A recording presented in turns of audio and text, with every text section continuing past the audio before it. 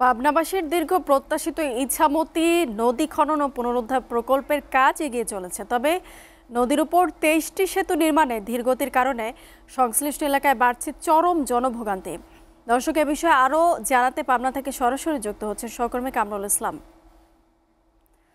কামরুল, সেতু নির্মাণে ধীরগতির কারণে জনভোগান্তি নিয়ে কর্তৃপক্ষ নীরব কেন? উনিয়া ধন্যবাদ আপনাকে। পাবনার একটা অত্যন্ত প্রাচীনতম আহ, নদী হলো ইসামতি নদী। এ কিন্তু পাবনা জেলা জুড়েই বয়ে গেছে। আর দীর্ঘদিন পাবনাবাসীর দাবি ছিল যে এই নদী পাবনা ইসামতি নদীটা পূর্ণ খননের জন্য। এটা কিন্তু পুরা পাবনা জেলা শহরের একদম ভিতর দিয়ে বয়ে গেছে, যার কারণে কিন্তু বজ্র আবর্জনায় এই নদীটা ভরে যাওয়ার কারণে কিন্তু পাবনাবাসীর দীর্ঘদিনের দাবি ছিল পূর্ণ খনন, কিন্তু সেই পূর্ণ খনন কার্যক্রম কিন্তু শুরু হয়েছে। প্রায় ১৭০০ কোটি টাকা প্রকল্প ব্যয় কিন্তু এই কার্যক্রম গত ১ বছর হয়। এই ১২০ কিলোমিটার ইসামতি নদী পূর্ণ খনন প্রকল্পের মধ্যে রয়েছে ২৩টি সেতু নির্মাণ।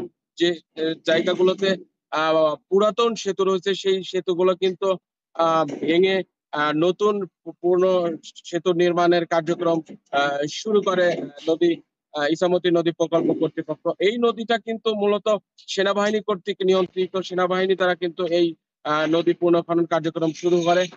সেই হিসাবে কিন্তু যে ২৩টা সেতু রয়েছে, সেতু কিন্তু আহ পূর্ণ খনন পূর্ণ নির্মাণ যখন কার্যক্রম শুরু করে, কিন্তু এই সেতু ভাঙার পরে কিন্তু যে সেতুর কাজের কিন্তু আমরা ধীর গতি লক্ষ্য করি। বিশেষ করে এই সেতু ভাঙার পরবর্তীতে কিন্তু নির্দিষ্ট সময়ে সেতুর আহ উদ্বোধন না হয়, সেতুর কাজ শেষ না হওয়ার কারণে কিন্তু এলাকাবাসীর, বিশেষ করে পাবনার কয়েকটি উপজেলার মানুষের কিন্তু চরম ভোগান্তিতে পড়তে হয়েছে। বিশেষ করে পাবনা আতাইকুলা থানার সাঁথিয়া উপজেলা, আটঘরিয়া উপজেলা এবং